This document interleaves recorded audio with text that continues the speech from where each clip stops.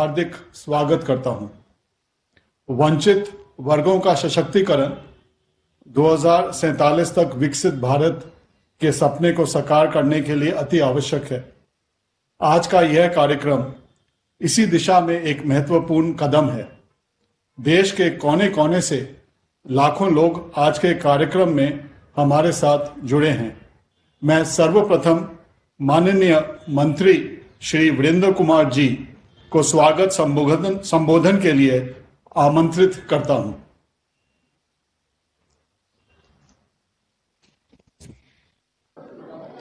परम आदरणीय प्रधानमंत्री जी,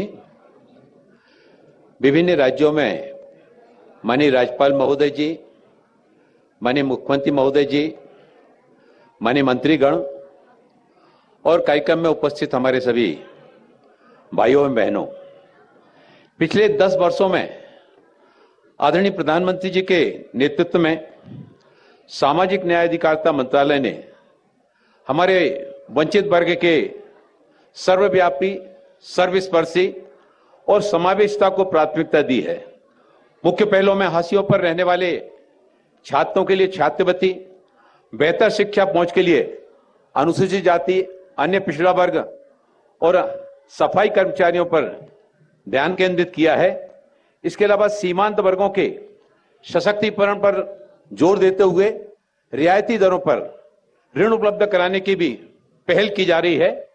आज का यह दिन विशेष रूप से महत्वपूर्ण हो जाता है, जिसमें हाशिए पर रहने वाले वर्गों के लिए आसानी से ऋण के लिए एक परेशानी मुक्त तंत्र सुनिश्चित करने के लिए एकीकृत पोर्टल सूरज का लोकार्पण माननीय प्रधानमंत्री जी के द्वारा किया जा रहा है। साथ ही हाशिए पर रहने वाले वर्गों के लिए 1 लाख उद्यमियों को ऋण सहायता भी जारी की जा रही है। एक मूक सामाजिक परिवर्तन हो रहा है। हम माननीय प्रधानमंत्री जी का धन्यवाद करना चाहते हैं कि बैंकों और राज्य चैनल भागीदारों के माध्यम से सभी राज्यों एवं केंद्र शासित प्रदेशों में 3 जो राष्ट्रीय निगम हैं, उनकी ऋण सहायता योजनाओं के माध्यम से आज लगभग 660 करोड़ रुपए के कुल परिव्यय के साथ में 1 लाख से अधिक लाभार्थियों को कवर करने का प्रस्ताव है। और आज यह कार्यक्रम देश के 525 जिलों में इसका आयोजन किया जा रहा है। आयोजन के बाद लाभार्थियों को इसके बारे में कई क्षेत्रीय भाषाओं में थोक एसएमएस संदेश भेजे जाएंगे। एसएमएस संदेश के बाद लाभार्थियों को फंड ट्रांसफर की प्रक्रिया शुरू हो जाएगी, जिससे वो अपना उद्यम शुरू कर सकें। इसके साथ ही साथ सफाई कर्मचारी समाज के सबसे वंचित वर्गों में से हैं, जिनके पास न्यूनतम सामाजिक सुरक्षा है, जो अस्वच्छता और जोखिमपूर्ण परिस्थितियों में काम करते हैं, जिससे खुद को जीवन का आसन्न खतरा होता है। समाज के इस विशेष वर्ग के सशक्तिकरण को प्राप्त करने के उद्देश्य से नमस्ते योजना, जिसमें आयुष्मान स्वास्थ्य कार्डों के वितरण के साथ साथ एक सुरक्षित वातावरण के निर्माण को सुनिश्चित करके देश भर में 1 लाख सफाई कर्मचारियों की स्वास्थ्य सुरक्षा सुनिश्चित करके भी अपने पंख लगाएगी। किसी भी श्रमिक वर्ग के लिए बुनियादी आवश्यकता के रूप में काम करने के लिए सीवर टैंक और सेप्टिक टैंक के श्रमिकों के लिए स्वच्छता के मशीनीकृत मॉडल को बढ़ावा देने के साथ साथ सभी सफाई कर्मचारियों को पीपीई किट प्रदान की जाएगी। मैं माननीय प्रधानमंत्री जी का हृदय से आभार करना चाहता हूं। उनका जो सोच है, सबका साथ, सबका विकास, सबका विश्वास और देश को आत्मनिर्भर बनाने में सभी का सामूहिक प्रयास, उसमें हमारे हाशिए पर रहने वाले इन वंचित वर्गों के लिए तरफ भी इस कार्यक्रम के माध्यम से उनको अपना काम प्रारंभ करने की दिशा में आगे बढ़ाया जा रहा है। एक विकसित भारत जहां कोई भी पीछे नहीं छूटेगा। हमारा ध्यान हमारे समाज के सर्वाधिक लाभ वंचित वर्ग के लिए नए अवसर पैदा करने पर केंद्रित रहा है, जिससे वे आत्मनिर्भर बन सकें तथा राष्ट्र की प्रगति में बराबर का योगदान दे सकें। भारत माता की जय।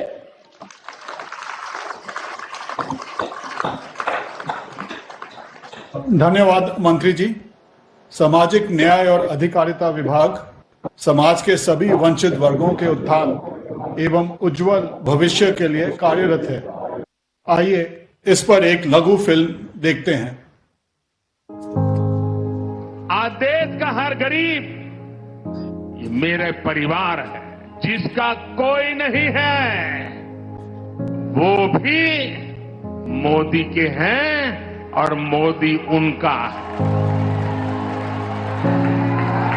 मेरा भारत, मेरा परिवार। जब पूरा देश ही एक परिवार होता है, तब कहां कोई छोटा या बड़ा होता है। परिवार में तो अगर कोई कमजोर रह जाता है, तो उसे ताकतवर बनाने में हर सदस्य जुट जाता है। ऐसे ही प्रधानमंत्री नरेंद्र मोदी के नेतृत्व में देश एकजुट होकर चल रहा है। देखिए, जब देश ने गरीब परिवारों से भी उद्यमी बनाने की ठानी, तो मुद्रा योजना का जन्म हुआ और इस क्रांति की भागीदार आधे से ज्यादा बेटियां बनी, और वो भी पिछड़े वर्गों की।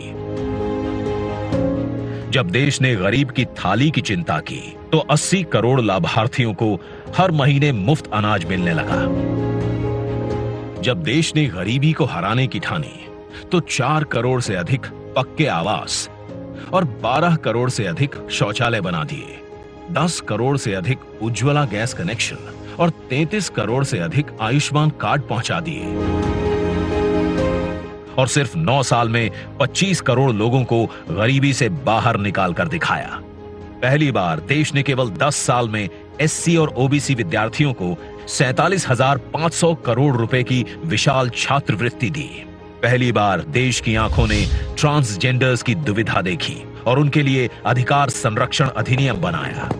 जिनका कोई ठिकाना न था, भटकना ही जिनका जीवन था, ऐसे लोगों को भी नए भारत की नजरों ने ढूंढा और ऐसे विमुक्त, घुमंतु और अर्ध घुमंतु समुदायों के लिए विकास कल्याण बोर्ड बनाया।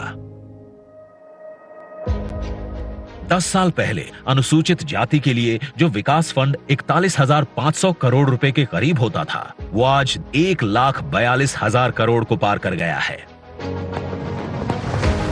एक दशक पहले तक वंचित और पिछड़े वर्गों को सालाना 600 करोड़ तक के ही ऋण मिलते थे, जो कि आज 2 गुना यानी सालाना 1,200 करोड़ रुपए से अधिक मिलता है। और इन फंड्स में से कई तो फूड प्रोसेसिंग, इंफॉर्मेशन टेक्नोलॉजी जैसी एडवांस्ड फील्ड्स में दिए गए हैं। मतलब कि पिछड़े वर्गों से आने वाले युवा आज नए भारत का उज्जवल कल लिख रहे हैं। लेकिन विकसित भारत के संकल्प को लेकर चल पड़े हैं, तो इतने से आराम कहां। अभी तो हमें टेक्नोलॉजी के जरिए और अधिक जरूरतमंदों तक पहुंचना है। तभी तो आज एक ऐसा पोर्टल बनकर तैयार है, जिस पर जाकर देश के वंचित पिछड़े व्यक्ति रियायती दरों पर ऋण प्राप्त करने के लिए ऑनलाइन आवेदन कर सकते हैं। पीएम सूरज पोर्टल, यानी सामाजिक उत्थान एवं रोजगार आधारित जन कल्याण। न बैंक के चक्कर काटना, न किसी के आगे हाथ फैलाना। इस पोर्टल पर जाकर उद्यमी 15 करोड़ रुपए तक के व्यापार लोन के लिए अप्लाई कर सकते हैं। इस पोर्टल पर स्टार्टअप उद्यमी, इनोवेटर्स, बिजनेस इंक्यूबेटर्स या अटल इंक्यूबेशन सेंटर्स में काम करने वाले रिसर्चर्स और रिसर्च स्टूडेंट्स भी 30 लाख रुपए तक की वित्तीय सहायता पा सकते हैं। आज माननीय प्रधानमंत्री जी के कर कमलों द्वारा पीएम सूरज पोर्टल का लोकार्पण हो रहा है। पोर्टल लॉन्च होते ही वंचित वर्ग के 1 लाख बहन भाइयों को केवल 3 से 9% की रियायती दरों पर 5 लाख रुपए तक का ऋण प्रदान किया जाएगा। प्रधानमंत्री जी के किसी भी मिशन का सबसे खास हिस्सा होती हैं महिलाएं। पीएम सूरज की भावना भी ज्यादातर महिला उद्यमियों को प्रेरित करने की है, जिससे पिछड़े वर्ग की बहनें गरीबी और निर्भरता के अभिशाप से मुक्त हो सकें, अपने कारोबार को नई ऊंचाइयों पर पहुंचा सकें। आज के इस शुभ अवसर पर प्रधानमंत्री जी नमस्ते स्कीम के तहत सफाई मित्रों को आयुष्मान हेल्थ कार्ड्स एवं पीपीई किट भी वितरित कर रहे हैं। वंचितों को बढ़ने का साधन मिल जाता है, पिछड़ों को पहली कतार में आने का अवसर मिल जाता है। यही तो होता है जब पूरा देश एक परिवार बन जाता है। सबका साथ, सबका विकास, ये नारा नहीं है, ये मोदी की गारंटी है।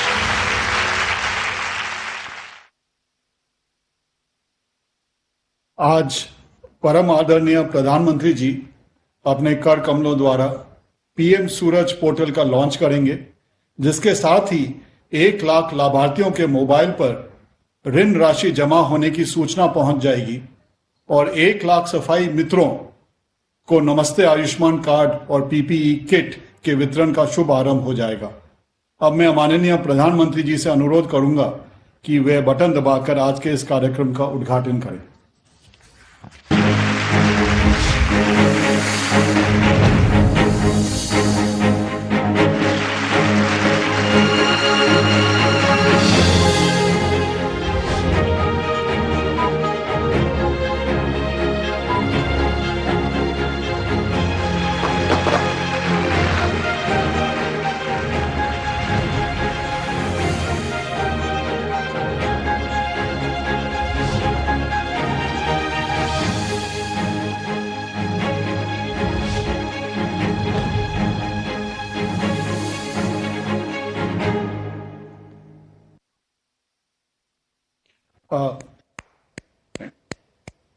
अब माननीय प्रधानमंत्री जी देश के विभिन्न हिस्सों से जुड़े कुछ लाभार्थियों से संवाद करेंगे। सबसे पहले इंदौर, मध्य प्रदेश चलते हैं, जहां से श्री नरेंद्र सेन जुड़े हुए हैं। नरेंद्र जी नमस्ते। नमस्ते प्रधानमंत्री जी, thank you so much for the opportunity. आप बैठिए नरेंद्र जी, बैठिए, बैठ करके ही बात कीजिए। हाँ, बताइए, पहले अपने विषय में बताइए, थोड़ा देशवासी जानना चाहेंगे। जी प्रधानमंत्री जी, सो मेरा नाम नरेंद्र सेन है। मैं इंदौर से हूँ, इंदौर से गांव से हूँ, जो इंदौर में 97 में हम मूव हुए थे। और फिर मेरी रुचि सर साइबर कैफे पे काम करते करते कोडिंग सीख गया मैं, और मैंने इंटरनेट कंपनी बनाई। और हम अभी देश का क्लाउड, न्यू क्लाउड बनाया है हमने, जो देश में स्टार्टअप, एमएसएमई और लार्ज एंटरप्राइज को एम्पावर करेगा। हमारे देश का जो क्लाउड या डिजिटल इकोनॉमी में कंट्रीब्यूशन है वो बहुत कम है, और फॉरेन क्लाउड ज़्यादा प्रचलित है।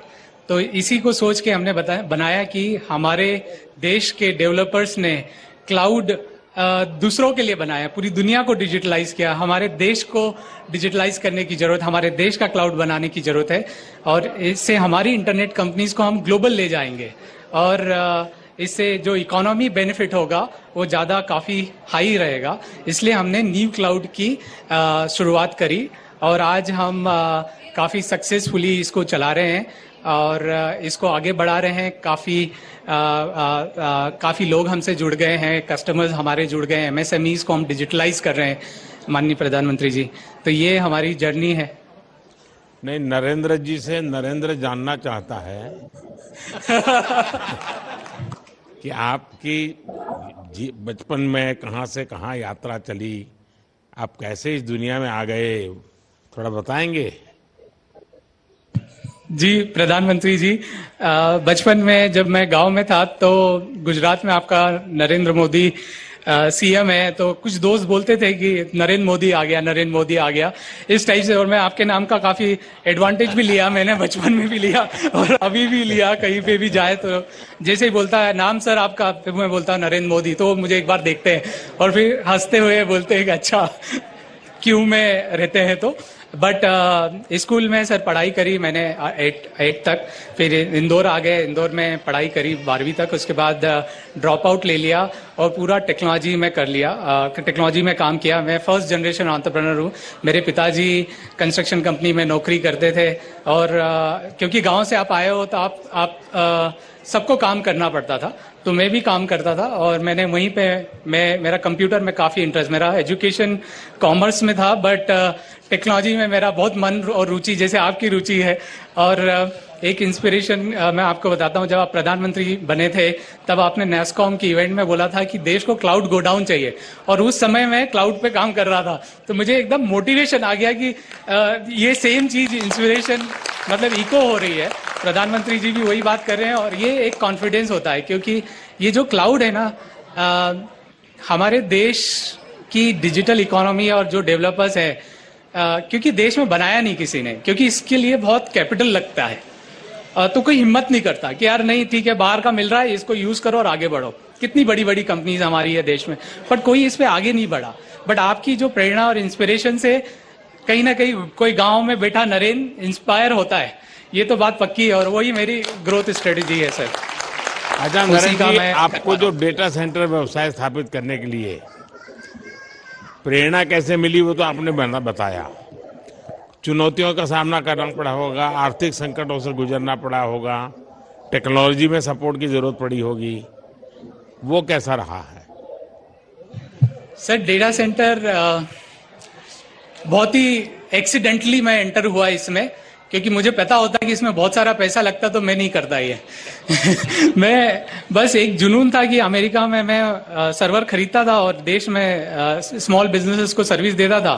फिर मैंने डिसाइड किया कि यार हम लोग देश में बनाते हैं, अपना देश इतना बड़ा है, जरूरत तो पड़ेगी आगे न पीछे। तो हमने जब चालू किया डेटा सेंटर तो एक घर से शुरुआत करी। हमारे एक ISP थे, उनके घर से मैंने चालू किया पहला सर्वर रखना, फिर दूसरा 10, 100, 200। फिर बाद में पता चला DP उड़ गई, तो पता चला पावर तो पूरा चला गया है, अब इसके लिए प्रॉपर बनाना पड़ेगा। तो फिर जब मैंने पढ़ाई करी कि यार सिंगापुर, आयरलैंड ने डेटा सेंटर पार्क बनाए, क्यों नहीं हमारे देश में डेटा सेंटर पार्क होना चाहिए। और मध्य प्रदेश एक ऐसी लोकेटेड सिचुएशन में है कि सेंट्रली लोकेटेड है और यहाँ पे पावर सरप्लस है, तो ये डेटा सेंटर के लिए पर्याप्त फिट जगह है। तो मैंने ऐसे ही लेटर लिखा, क्योंकि आप किसी को जानते तो हो नहीं, नो आपके कनेक्शन है किसी मिनिस्टर से। तो मैंने IT सेक्रेटरी सर को मेल डाला, उस टाइम पे राव सर थे, तो उन्होंने बुला लिया, बोले आ जाओ।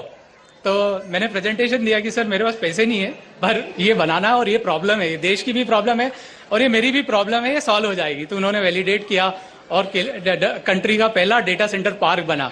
और उस दिन रियलाइज हुआ कि बिना पैसे के भी काम हो सकता है। जरूरी नहीं है आपके स्टार्टअप में पैसा जरूरी है, आप बस सही मन से लग जाओ। तो ऐसे मेरी चुनौतियों का सॉल्यूशन भी यहीं मिलता गया और मैं आगे बढ़ता गया और बहुत सपोर्ट मिला मुझे सरकार से, राज्य सरकार से, सेंट्रल गवर्नमेंट से, और उस सपोर्ट के दम पे हमने हमारी जर्नी सर आगे बढ़ा दी। चलिए नरेंद्र जी, मुझे आपको बात कर करके अच्छा लगा। आपने काफ़ी योजनाएं बनाई हैं और एक प्रकार से आपने टेक्नोलॉजी के माध्यम से भारत में किस प्रकार से प्रगति हो सकती है और स्टार्टअप की दुनिया में आजकल जो हमारे नौजवान रुचि ले रहे हैं, और मैंने देखा है हर कोई साहस भी करता है और सफल भी होता है। आप भी उसी में एक उदाहरण हैं और समाज में अति पिछड़े वर्ग में से पैदा होकर के, गांव में पैदा होकर के थोड़ा सा अगर सहारा मिल जाए तो कैसा बदलाव आता है, वो आपने करके दिखाया है। मेरी तरफ से बहुत बहुत बधाई। धन्यवाद सर, थैंक यू। अब जम्मू कश्मीर की तरफ चलते हैं, जहां से श्रीमती नीलम कुमारी जुड़ी हैं, जो कठुआ की निवासी हैं और इस समय जम्मू में हैं।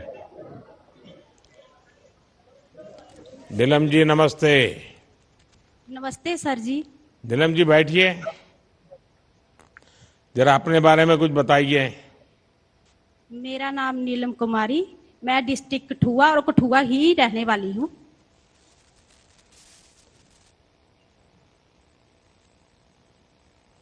नहीं, थोड़ा बताइए ना कैसे आप क्या काम कर रही हैं। हाँ सर, मैं बुटीक का काम करती हूँ।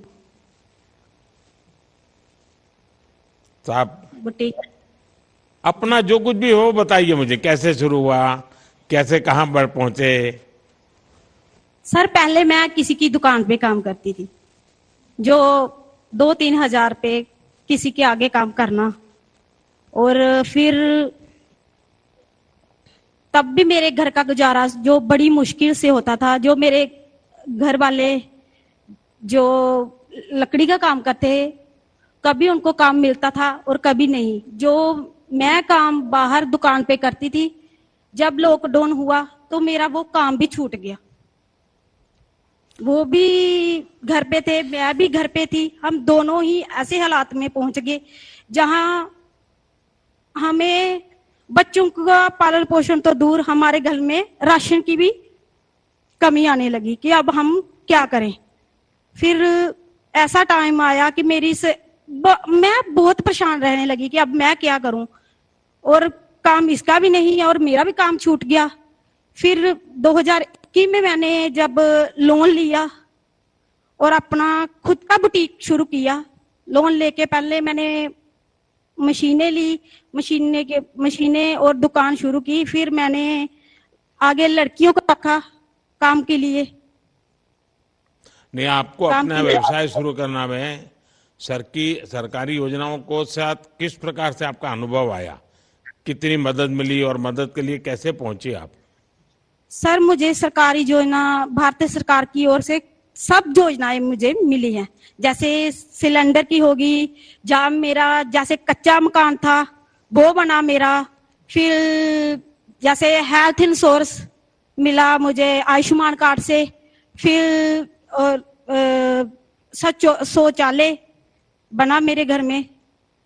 एक से एक योजना मुझे भारत सरकार ने दी। अब पहले आप किसी के यहाँ काम करते रही, अब खुद की दुकान बन गई, तो आप तो एक बहुत बड़ा गर्व महसूस करती होगी। सर बहुत बड़ा। आज महिलाओं को खुद निर्बल हुई, मतलब निर्बल हैं हम खुद अपने ऊपर। चलिए, आप आत्मनिर्भर बनी है। क्या आपको किसी सरकारी योजनाओं का लाभ भी मिला है जिसके कारण आपने इसकी यानी आपके व्यवसाय में लाभ हुआ हो? आपके जीवन में तो मदद की सरकार की योजनाओं का आपको फायदा हुआ है, लेकिन जो व्यवसाय का काम कर रहे हैं उसमें कैसे मदद मिली? उसमें मैंने जैसे सर लोन लिया, लोन लेकर मैंने अपना बिजनेस जैसे शुरू किया। और कितने लोग अभी काम करते होंगे आपके पास? अभी सर मेरे पास 4 लड़कियां काम कर रही हैं। अच्छा, 4 लोगों को आप रोजगार देती है? जी सर, 4 लड़कियां काम भी कर रही हैं और उनका घर का परिवार भी पालन पोषण अच्छे से कर रही है। वो भी अब मेरे से कमा रही है। तो बहुत लोग भी मिल करने के लिए आते होंगे, भाई आप कैसे ऐसे आगे बढ़ गई, हमें भी बताओ, हम भी कुछ करें। लोग आते हैं आपके पास? जी सर, मेरे को पूछते हैं। कभी पहले छोटा कारोबार मुश्किल तो होती है हर काम में। फिर थोड़ा थोड़ा जैसे मैंने दुकान शुरू कर दी, मेरे पास आज और कल और परसों और जैसे बदलता टाइम आगे आगे चलता गया। लोग मेरे से पूछते थे आपने नीलम जी क्या किया जो आपको। मैंने बोला कि मैंने लोन लिया, लोन भी लिया और उसका मैंने पूरा पैसा जमा भी करा दिया। जी। अभी कोई कर्ज है कि सब पूरा हो गया? नहीं सर, अभी थोड़ा अमाउंट रह गया। अच्छा, अभी थोड़ा बाकी है। जी, और दूंगी। अच्छा नीलम जी, आज जम्मू कश्मीर समेत देश के हर कोने में सरकारी योजनाओं का लाभ देश के नागरिकों को मिल रहा है। ऐसे लोगों को लाभ मिल रहा है कि जिनके बारे में पहले की सरकारें बातें तो बहुत करती थी, उनके कल्याण के लिए ऐसा ढूलमुल तरीका होता था और वो भी कोई रिश्तेदार हो, परिचय तो उन्हीं का हो जाता था। लेकिन आपने अपने बलबूते पर और वो भी प्रयत्न करके शुरू किया और आत्मनिर्भर बन गई। जी सर। आपकी एक बहुत ही प्रेरणादायक कहानी है। मेरी तरफ से आपको बहुत बहुत शुभकामनाएं हैं। जिन्हें अब तक वंचित कहकर छोड़ दिया गया था, वो योजनाओं का सही लाभ मिलने पर क्या नहीं कर सकते, ये आज देख रहे। देखिए, हमारी सरकार जनधन योजना, मुद्रा लोन, पीएम आवास योजना और उद्यमिता विकास जैसी योजनाओं से जो हाशिए पर रहने वाले लोग हैं समाज में, जिनको एससी, एसटी, ओबीसी, पिछड़े और समाज में एक प्रकार से भाई ये काम तो इनके लिए नहीं, ऐसा ही मान के चलते थे, उसमें जो बदलाव लाने का हमारा प्रयास है। और आपसे बात मुझे करके लगा कि हम सही दिशा में है और सही काम हो रहा है। बहुत बहुत बधाई आपको। जी सर। सर सब धन्यवाद देना चाहती हूँ हम अपने और अपने परिवार के बारे में। अब महाराष्ट्र के अहमदनगर चलते हैं, जहां से श्री नरेश साहबराव अवचार जुड़े हुए हैं। नरेश जी नमस्कार। नमस्ते आदरणीय प्रधानमंत्री जी। नरेश जी बैठिए। हाँ नरेश जी बताइए जरा। सर मेरा नाम नरेश साहेबराव अवचर है। मैं महाराष्ट्र के रालेगंज थिरपाल गांव से हूँ और मैं जल जीवन एग्रोटेक लिमिटेड प्राइवेट लिमिटेड का फाउंडर हूँ। मैंने इसकी शुरुआत मैं और अपने भाई दोनों ने मिलकर इस कंपनी की शुरुआत करती थी। हमारी जो कंपनी है बेसिकली वो एग्रीकल्चर वेस्ट वाटर पे काम करती है और हमारा एक ही मिशन है कि एग्रीकल्चर जो भी वेस्ट वाटर है उसको हमें बचाना है। इसके लिए हमें भारत सरकार की जो स्कीम है असीम अंबेडकर सोशल इनोवेशन मिशन, इसके तहत मुझे 30 लाख रुपए की लोन राशि मिली है, जिससे मैंने अपना बिजनेस शुरू कर दिया है। इसके लिए मैं अब भारत सरकार को और प्रधानमंत्री जी को धन्यवाद देना चाहता हूँ। अच्छा, आप कहाँ किसानी और कहाँ कंपनी के मालिक बन गए? ये जरा यात्रा बड़ी गजब लग रही है भाई। सर, मेरे पिताजी और माँ दोनों भी खेत में काम करते थे और मैंने उनको दोनों को काम करते देखा। मैंने भी अपनी खेती में काम किया है, तो उससे मुझे अनुभव मिला है कि खेती के काम कैसे होते हैं। सरकार से आपको क्या क्या मदद मिली? सरकार से मुझे आयुष्मान भारत कार्ड मिला है और राशन मिड डे मील का राशन के मिला है। नहीं, इस व्यवसाय में 30 असीम लाख रुपए स्कीम का के जो अंदर लोन मिला, इसके अतिरिक्त किस प्रकार से आपको आगे बढ़ने में सहायता हुई? इस लोन से मैंने पूरी मशीनरी वगैरह ली और वहां से अपना कारोबार शुरू कर दिया। अच्छा, आप अपने व्यवसाय के जरिए किसानों की मदद कर पाते होंगे, तो वो कैसे करते हैं और भविष्य में आप क्या करना चाहते हैं? मैंने इसमें एक इनोवेटिव प्रोडक्ट बनाया है जो सारे किसानों को बहुत फायदेमंद है और वो देश के हर किसान को वो अगर वो यूज करता है तो उनके काफी सारी जो वेस्ट वाटर है वो बच सकता है। तो आपने खुद ने इसको इनोवेट किया है, खुद ने बनाया इसको? हाँ, ये इसको मैंने खुद बनाया है और इसके लिए मुझे भारत सरकार से पेटेंट मिला है।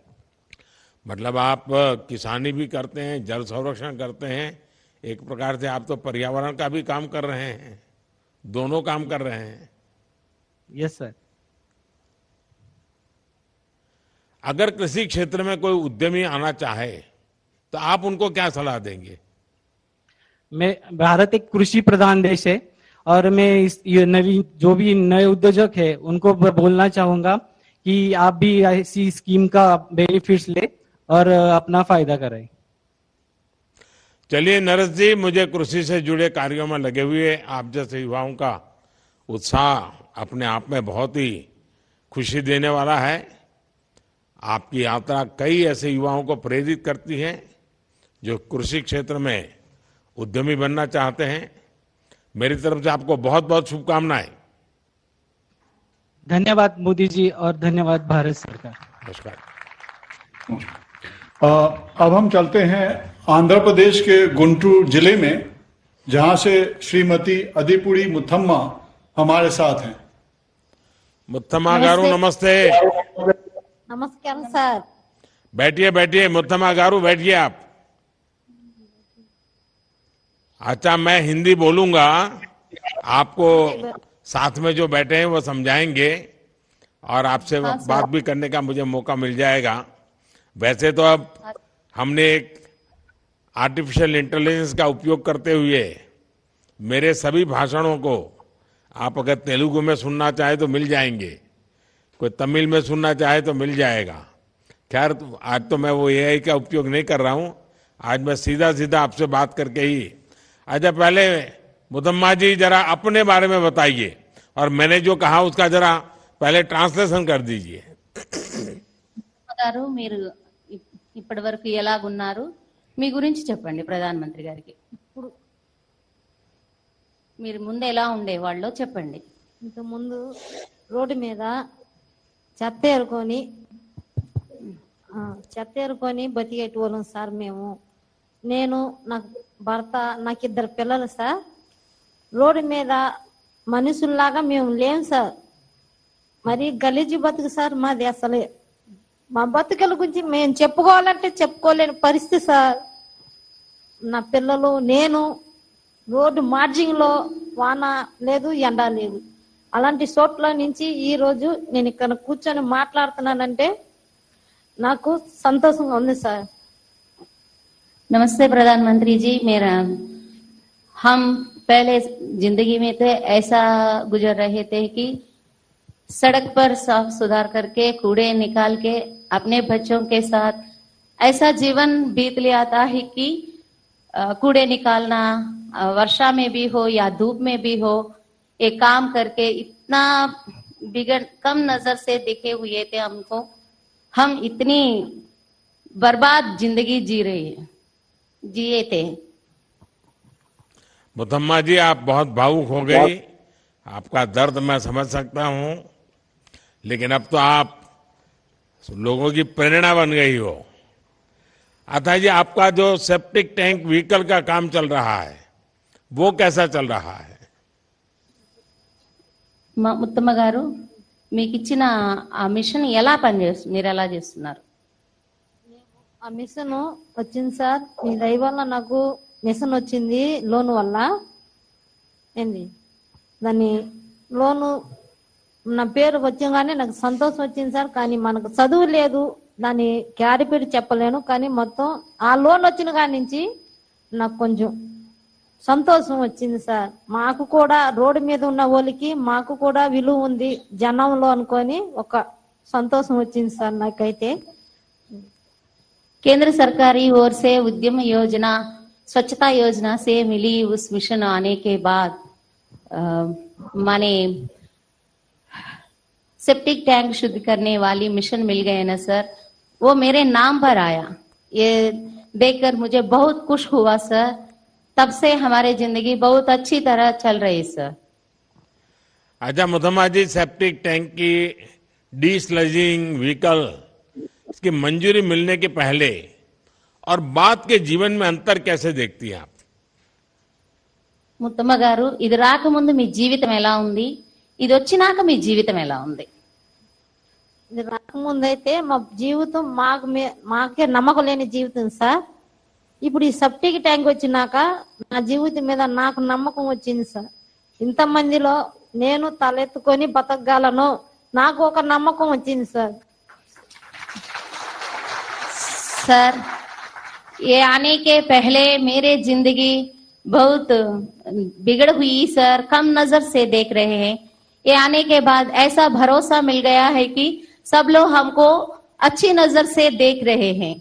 मैं भी एक औरत हूँ, मैं इस समाज में जी सकती हूँ, ऐसी भावना मिल गई केवल आपकी वजह से सर। परिवार में बाकी लोग भी खुश होंगे, बच्चों की पढ़ाई भी होती होगी, पूरा वातावरण बदल गया होगा। నీ జీవితంలో ఎటువంటి పరివర్తన వచ్చింది, మీ పిల్లల్ని ఎలా చదివించుకుంటున్నారు, ఇవన్నీ చెప్పండి సార్. నా పిల్లల్ని గవర్నమెంట్ స్కూల్లోనే చదివించుకుంటున్నాను సార్. గవర్నమెంట్ స్కూల్లోనే చదివించుకుంటున్నాను. ఏమన్నా ఇప్పుడు మీరు ఇచ్చిన బండికి వెళ్ళి ఆ బండి కాడ చిన్న డ్రైవింగ్ లాగా నేనే నేర్చుకోవాలి అనుకుంటున్నాను సార్. ఆ బండి నేర్చుకొని నేనే తోలాలి. నాకనేది నమ్మకం, ఇది నా బండి, నా సొంత బండి నేనే నడపాలి సార్. అంత నమ్మకం మీరు ఇచ్చారు కాబట్టి మీకు ధన్యవాదాలు సార్. నేను मेरी बच्चों को सरकारी स्कूल में भेज रही हूँ सर। मैं ही स्वयं ड्राइविंग सीखकर मेरी गाड़ी को मैं ही चलाकर मेरी बच्चों को नई जिंदगी दिलाना चाहती हूँ। आपकी व्हीकल के द्वारा हम बहुत खुश है सर। हमारी तरफ से केंद्र सरकार को आपको बहुत बहुत धन्यवाद है सर। मुथम्मा जी, क्या आपको सरकार की किसी और योजना का भी लाभ मिला है क्या? ముత్తమ్మ గారు, మీకు భారత సర్కార్ నుంచి ఇంకా ఏమైనా లభించినాయా? లభించింది sir. Aadhaar card, ration card, bank card, gas. ఇప్పుడు ఈ బండి సార్ 17 లక్షల బండికి ఈ రోజు నేను ఓనర్ అయ్యాను సార్. అది మీ దయ వల్ల సార్. सर, हमको भारत सरकार की ओर से रेशन कार्ड मिला, आधार कार्ड मिला और जीरो अकाउंट बैलेंस का अकाउंट मिला और गैस भी मिला। इनके साथ साथ आपने दिए गए 17 लाख का ये व्हीकल मिल गया सर। ये तो आपकी वजह से मिला, इसलिए बहुत बहुत धन्यवाद है सर आपको। चलिए मुथम्मा जी, आपका आत्मविश्वास देख करके मुझे बड़ा आनंद हो रहा है। आपके और आपकी टीम द्वारा किए गए सराहनीय और ये मेरा सबसे प्रिय विषय स्वच्छता, आप उसको अब आगे बढ़ा रही हैं, तो मैं आपको बहुत बधाई देता हूं। आपने बताया कि किस तरह से आपके जीवन में बदलाव आए हैं। हमारी सरकार पिछले 10 वर्षों से नागरिकों के जीवन में सकारात्मक बदलाव के लिए ही काम कर रही है। नारी का सम्मान और समृद्धि दोनों ही हमारे संकल्प का हिस्सा है और आपका जीवन इसका उदाहरण है। आपको, आपकी टीम को और पूरे परिवार को मैं बहुत बहुत बधाई देता हूं। और मैं अभी जो भाषण करूंगा वो हिंदी में करूंगा, लेकिन अगर आपको कोई वहां होंगे तो बाद में घर जाकर के मोबाइल फोन पर आप तेलुगु में ही मेरा भाषण सुन पाओगी, तो जरूर सुनिएगा आप सब लोग। धन्यवाद सर। धन्यवाद जरूर जी। सुने, जरूर सुने। धन्यवाद। अब मैं नमस्कार सर। अब मैं परम आदरणीय प्रधानमंत्री महोदय जी से निवेदन करता हूं कि वे हम सबका मार्गदर्शन करें।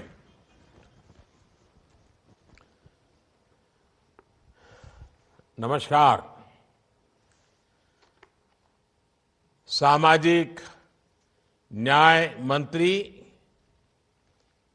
श्रीमान वीरेंद्र कुमार जी, देश के कोने कोने से जुड़े सरकार की विभिन्न योजनाओं के लाभार्थी, हमारे सफाई कर्मचारी भाई बहन, अन्य सभी महानुभाव, देवी और सज्जनों, आज इस कार्यक्रम में देश के करीब 470 जिलों के लगभग 3 लाख लोग सीधे जुड़े हुए हैं। मैं सभी का अभिनंदन करता हूं। साथियों, आज दलित, पिछड़े और वंचित समाज के कल्याण की दिशा में देश एक और बड़े अवसर का साक्षी बन रहा है। जब वंचितों को वरीयता की भावना हो तो कैसे काम होता है, वो इस आयोजन में दिखाई दे रहा है। आज वंचित वर्ग से जुड़े 1 लाख लाभार्थियों के खाते में 720 करोड़ रुपए की सहायता राशि सीधी उनके बैंक अकाउंट में भेजी गई है। ये लाभार्थी 500 से ज्यादा जिलों में उपस्थित हैं। पहले की सरकारों में ऐसा कोई सोच भी नहीं सकता था कि इधर बटन दबाया और उधर पैसे गरीबों के बैंक खातों में पहुंच गए। लेकिन ये मोदी की सरकार है। गरीब के हक का पैसा सीधा उसके बैंक खाते में पहुंचता है। अभी मैंने सूरज पोर्टल भी लॉन्च किया है। इसके जरिए वंचित समुदाय के लोगों को अब सीधे आर्थिक सहायता दी जा सकती है। यानी भारत सरकार की दूसरी योजनाओं की तरह ही विभिन्न अन्य योजनाओं का पैसा भी सीधे आपके खाते में पहुंचेगा। न कोई चीज का बिचौलिया, न कट, न कमीशन और न ही कोई सी सिफारिश के लिए चक्कर काटने की जरूरत।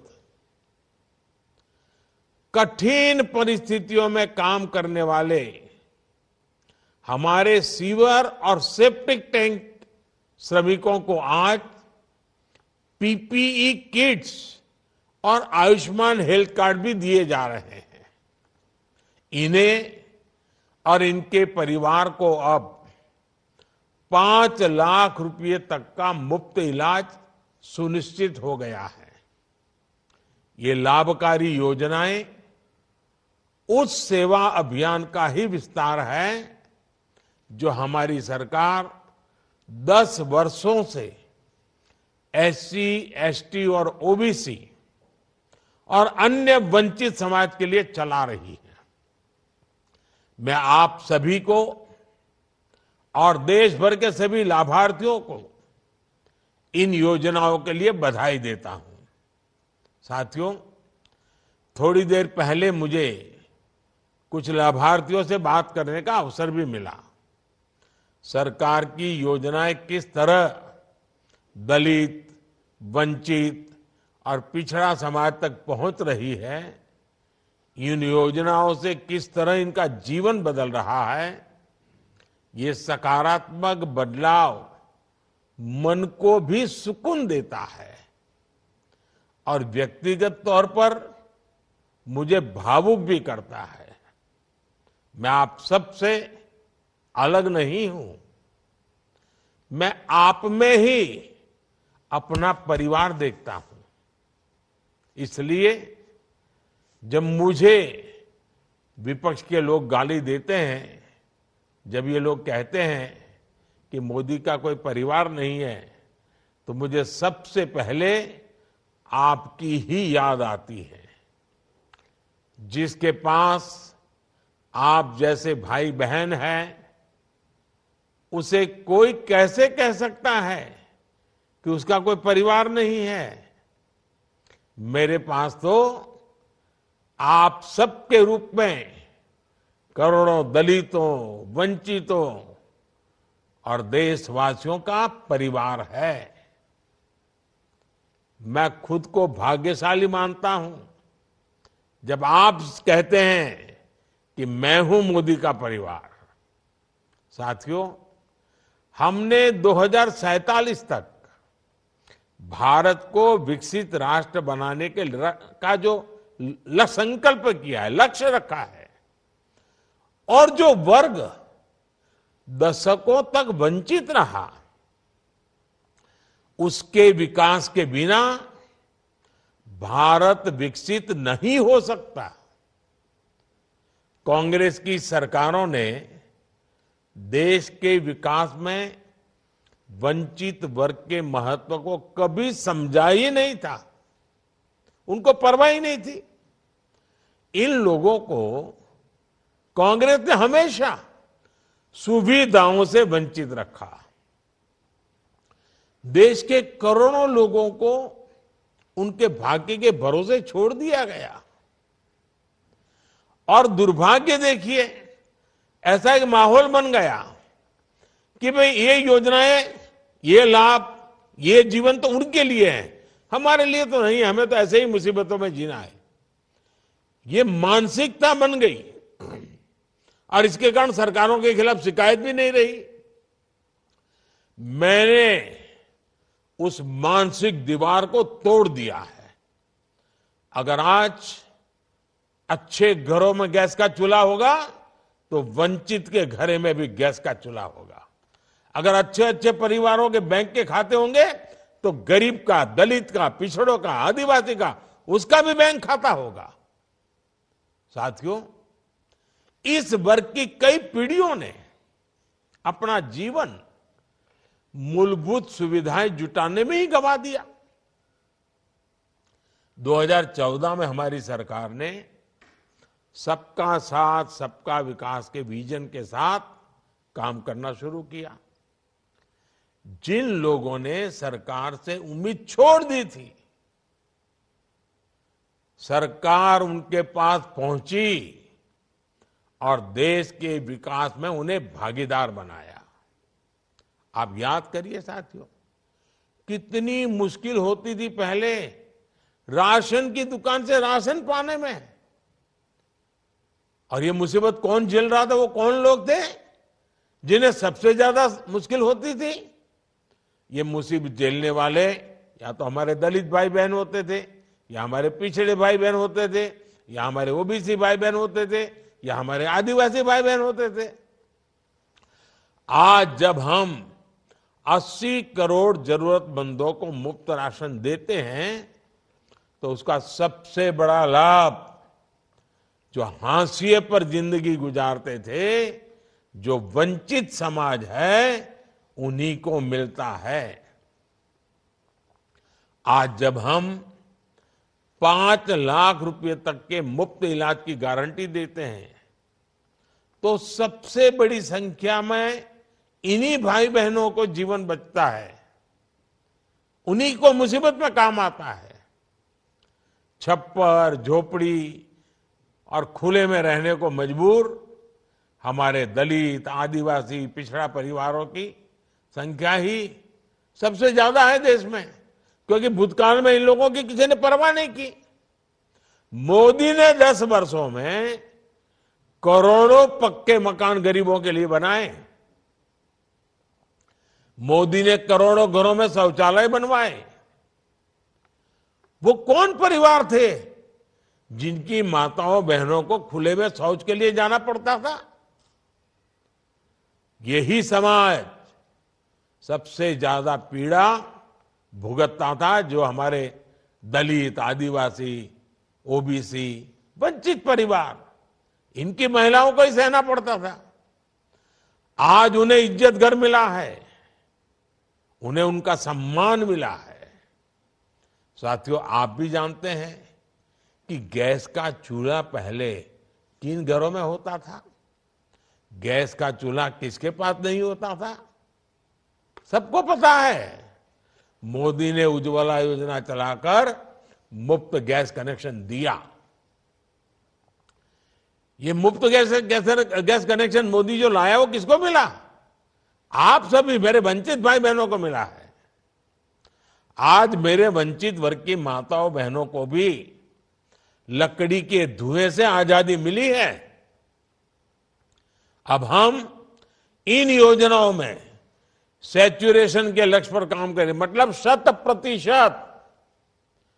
अगर 100 लोगों को लाभ मिलना चाहिए तो 100 के 100 को मिलना ही चाहिए। देश में बड़ी संख्या में गुमंतु और अर्ध गुमंतु समुदाय के लोग भी हैं। उनके कल्याण के लिए भी तो कोई कार्यक्रम चलाए जा रहे हैं। नमस्ते योजना के जरिए सफाई कर्मचारी भाई बहनों का जीवन बेहतर हो रहा है। हम मैला ढोने की अमानवीय प्रथा को खत्म करने में भी सफल हो रहे हैं। हम इस दंश को झेलने वाले लोगों के लिए सम्मानजनक जीवन जीने की व्यवस्था भी बना रहे हैं। इस प्रयास के तहत लगभग 60,000 लोगों को आर्थिक सहायता दी गई है। साथियों, एससी, एसटी, ओबीसी, वंचित वर्ग को आगे लाने के लिए हमारी सरकार हर तरह से प्रयास कर रही है। विभिन्न संस्थाओं से वंचित वर्ग को जो मदद मिलती है, इन 10 वर्षों में हमने उसे 2 गुना किया है। अकेले इसी साल सरकार ने एससी समाज के कल्याण के लिए करीब 1,60,000 करोड़ रुपए दिए हैं। पिछली सरकार में लाखों करोड़ रुपए केवल घोटालों के नाम से सुनने में आते थे। हमारी सरकार ये पैसा दलित, वंचित कल्याण के लिए और देश के निर्माण के लिए खर्च कर रही है। एससी, एसटी और ओबीसी समाज के युवाओं को मिलने वाली छात्रवृत्ति यानी स्कॉलरशिप को भी बढ़ाया गया है। हमारी सरकार ने मेडिकल की सीटों में ऑल इंडिया कोटा में ओबीसी के लिए 27% आरक्षण को लागू किया। हमने नीट की परीक्षा में भी ओबीसी के लिए रास्ता बनाया। वंचित समुदाय के जो बच्चे विदेश जाकर मास्टर और पीएचडी डिग्री हासिल करना चाहते हैं, उन्हें नेशनल ओवरसीज स्कॉलरशिप से मदद मिल रही है। साइंस से जुड़े विषयों में पीएचडी करने वाले छात्रों को आगे बढ़ाने के लिए नेशनल फेलोशिप की राशि भी बढ़ाई गई है। हमें इस बात का संतोष है कि हमारे प्रयासों से national commission of backward class को संवैधानिक दर्जा मिला है। हम इसे भी अपना सौभाग्य समझते हैं कि हमें बाबा साहब आम्बेडकर के जीवन से जुड़े पंच तीर्थों के विकास का अवसर मिला है। साथियों, वंचित वर्गों के युवाओं को रोजगार और स्वरोजगार के भी भाजपा सरकार प्राथमिकता दे रही है। हमारी सरकार की मुद्रा योजना के तहत गरीबों को करीब 30 लाख करोड़ रुपए की मदद दी गई है। ये मदद पाने वाले ज्यादातर युवा एससी, एसटी और ओबीसी कैटेगरी के ही है। स्टैंड अप इंडिया योजना से एससी और एसटी वर्गों में एंटरप्रेन्योरशिप को बढ़ावा मिला है। इस वर्ग को हमारे वेंचर कैपिटल फंड स्कीम से भी मदद मिली है। दलितों में एंटरप्रेन्योरशिप को ध्यान में रखकर हमारी सरकार ने आम्बेडकर सोशल इनोवेशन और इंक्यूबेशन मिशन भी लॉन्च किया है। साथियों, हमारी सरकार की गरीब कल्याण की योजनाओं का सबसे बड़ा लाभ दलित, आदिवासी, ओबीसी, जो हमारे यहां हाशिए पर है, वंचित समाज है, उनको ही मिला है। लेकिन मोदी जब दलित, वंचित समाज की सेवा के लिए कुछ भी करता है तो इंडी गठबंधन वाले लोग सबसे ज्यादा चिढ़ जाते हैं। कांग्रेस वाले कभी नहीं चाहते कि दलितों, पिछड़ों, आदिवासियों का जीवन आसान बने। वो तो आपको बस तरसा कर ही रखना चाहते हैं। आप किसी भी योजना को देखिए, इन्होंने आपके लिए शौचालय बनवाने का मजाक उड़वाया। इन्होंने जनधन योजना और उज्ज्वला योजना का विरोध किया। जहां राज्यों में इनकी सरकारें हैं, कई योजनाओं को इन्होंने आज तक लागू नहीं होने दिया। ये जानते हैं कि दलित, वंचित, पिछड़ा, ये सारे समाज और वहां के युवा अगर आगे आएंगे तो इनकी परिवारवादी राजनीति की दुकान बंद हो जाएगी। ये लोग सामाजिक न्याय का नारा देकर समाज को जातियों में तोड़ने का काम तो करते हैं, लेकिन असली सामाजिक न्याय का विरोध करते हैं। आप इनका ट्रैक रिकॉर्ड उठाकर देखिए। इसी कांग्रेस ने बाबा साहब आम्बेडकर का विरोध किया था। इन्होंने लोहिया और बीपी मंडल का भी विरोध किया था। कर्पूरी ठाकुर जी का भी इन लोगों ने हमेशा निरादर किया। और जब हमने उन्हें भारत रत्न दिया तो इंडी गठबंधन के लोगों ने उसका भी विरोध किया। अपने परिवार के लोगों को तो ये लोग खुद भारत रत्न देते हैं, लेकिन बाबा साहब को इन्होंने कई दशक तक भारत रत्न नहीं मिलने दिया था। उन्हें ये सम्मान भाजपा के समर्थन वाली सरकार ने दिया। ये लोग कभी नहीं चाहते थे कि दलित समाज से आने वाले रामनाथ कोविंद जी और आदिवासी समाज से आने वाली महिला बहन द्रौपदी मुर्मू जी राष्ट्रपति बने। इन्हें चुनाव हरवाने के लिए इंडी गठबंधन के लोगों ने एड़ी चोटी का जोर लगा दिया था। शीर्ष पदों पर वंचित वर्ग के लोग पहुंचे, इसके लिए भाजपा का प्रयास जारी रहेगा। ये वंचितों को सम्मान और न्याय दिलाने की हमारी प्रतिबद्धता का प्रमाण है। मोदी आपको ये गारंटी देता है, आने वाले 5 वर्षों में वंचित वर्ग के विकास और सम्मान का यह अभियान और तेज होगा। आपके विकास से हम विकसित भारत का सपना पूरा करेंगे। मैं फिर एक बार इतनी बड़ी तादाद में, इतने स्थानों पर आप सबका इकट्ठा होना और वीडियो कॉन्फ्रेंस के माध्यम से मुझे आपके दर्शन करने का अवसर मिलना, ये अपने आप में मेरे लिए सौभाग्य है। मैं आपको बहुत बहुत शुभकामनाएं देता हूं। बहुत बहुत धन्यवाद।